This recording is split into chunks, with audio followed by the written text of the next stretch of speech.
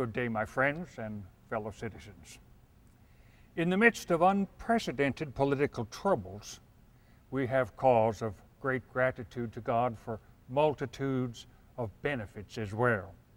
Unusual good health and most abundant harvests from the past season, and in the peculiar exigencies of the times, our intercourse with foreign nations has been attended with profound solicitude.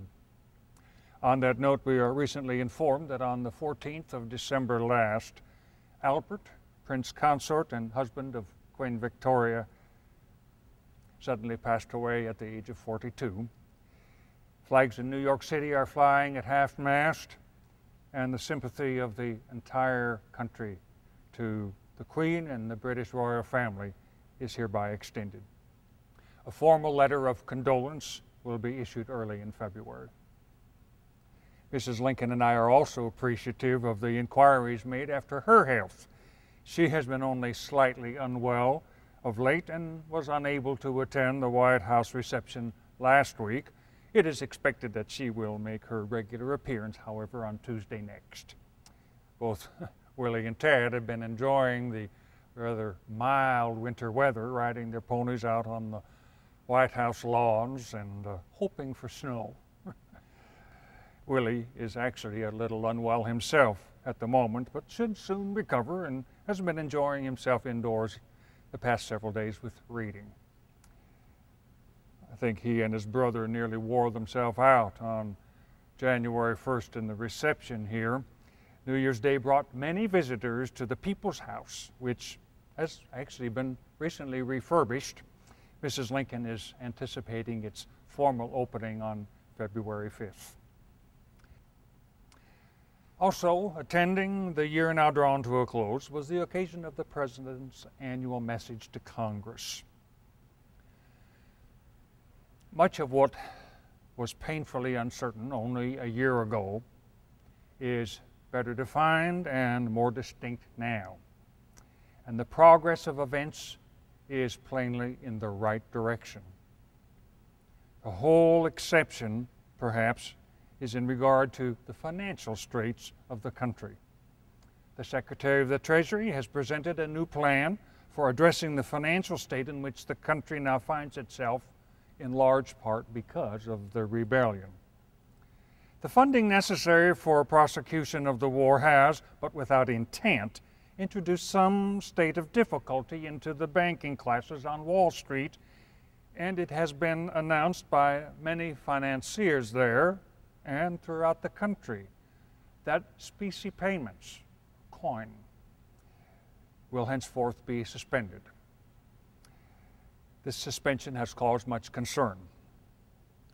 My friends, I believe no duty is more imperative on government than the duty it owes its people of furnishing them a sound and uniform currency. Capital has its rights, which are as worthy of protection as any other rights. To secure to each laborer the whole product of his labor, or as nearly as possible, is a most worthy object of any good government. Therefore, an emergency legal tender bill has formally reported to the House by the Ways and Means Committee.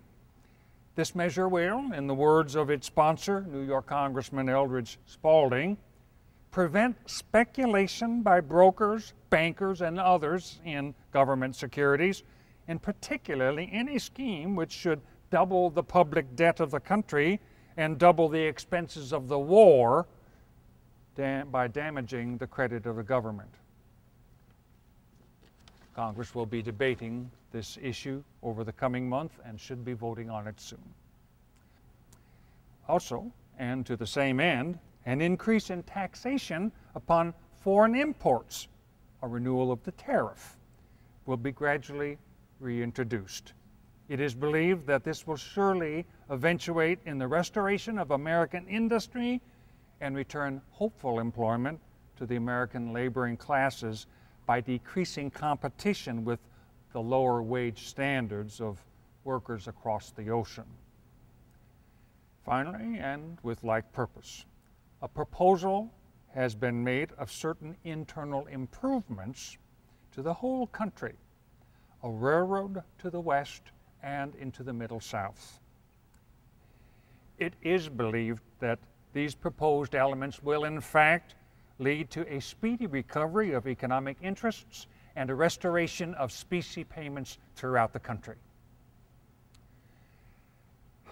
Early this month, I attended a lecture at the Smithsonian Institute by Horace Greeley, editor of the New York Tribune.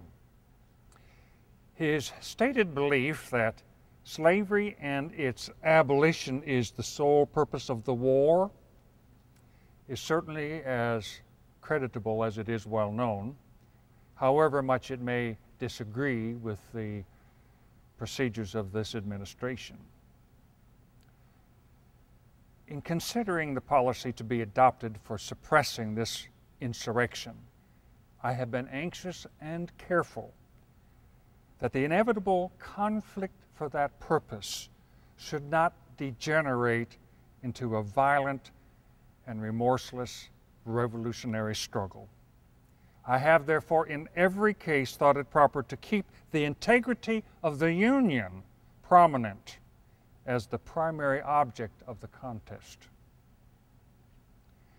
That same day, representatives from the Congressional Committee on the Conduct of the War presented their own discontent with said policy and their demand for the removal of General-in-Chief McClellan.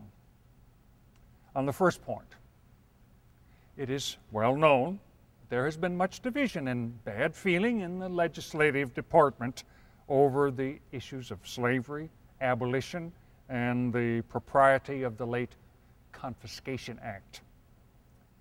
May I simply say that the authority of said act is based upon the well-known and unquestioned law of nations, permitting the capture of insurgent properties being used for purposes of warfare? However, here in the national capital, the numbers of dislocated people, still technically considered as property in the eyes of the law, has swollen beyond imagination, well above any practical consideration of whether or not they have actually been used against the government. Slave owners residing in rebellious states and their agents here continue to seek redress and return of their lost property and runaway slaves in ever larger numbers to the detriment of the actual prosecution of the war itself. National authority over the District of Columbia is unquestioned. It is therefore directed that arrests of fugitive slaves by the Army of the Potomac in the district shall henceforward cease. However, in loyal states where slavery is constitutionally protected, the situation is different. The growing propensity of border state slaves to run away and the resulting property loss to loyal owners must be addressed and may be alleviated by means of some form of official compensation. Those slaves then to be at once deemed free. It is therefore now recommended to Congress that such a plan for general compensation be considered to loyal slave owners in the border states. And in specific, a plan of this nature has already been proposed to the loyal slave state of Delaware and will shortly be considered by the state legislature. On the second point, there seems to be much general discontent with the progress of our arms, and more particularly with the leadership of General McClellan. It has been said that one bad general is better than two good ones. And the saying is true if taken to mean no more than that an army is better directed by a single mind, though perhaps inferior, than by two superior ones at variance or cross purposes with one another. So I wish to make plain, with both emphasis and candor, that the necessary confidence of the administration in General-in-Chief McClellan remains. Movement of troops will be made very soon in accordance with that confidence, and the credit of the people in the armies and navies of the United States has every reason to be sustained and renewed. I'm also pleased to note that General McClellan has recovered from his recent bout with typhoid fever. And finally, my friends, it is well known that over the course of the past month, Secretary of War Cameron has taken a position as Minister to Russia, a position of importance, I might add, in the current curious balance of European sympathies toward American interests. And it is expected that his able service in behalf of the Union will soon be felt in the court of Tsar Alexander II, which is in fact of critical importance in Europe at the present, especially in light of our recent difficulties with Great Britain. Edwin McMaster Stanton, former Attorney General of the United States under the previous administration, has accepted the position in his stead. The appointment of Secretary Stanton is confirmed by the Senate on the 15th of January, and it is expected that the new Secretary will work in close concert with General-in-Chief McClellan. My friends, the struggle of today is not altogether for today, but for the vast future also. With reliance on Providence all the more firm and earnest, let us proceed to the great task ahead which events have devolved upon us. Thank you.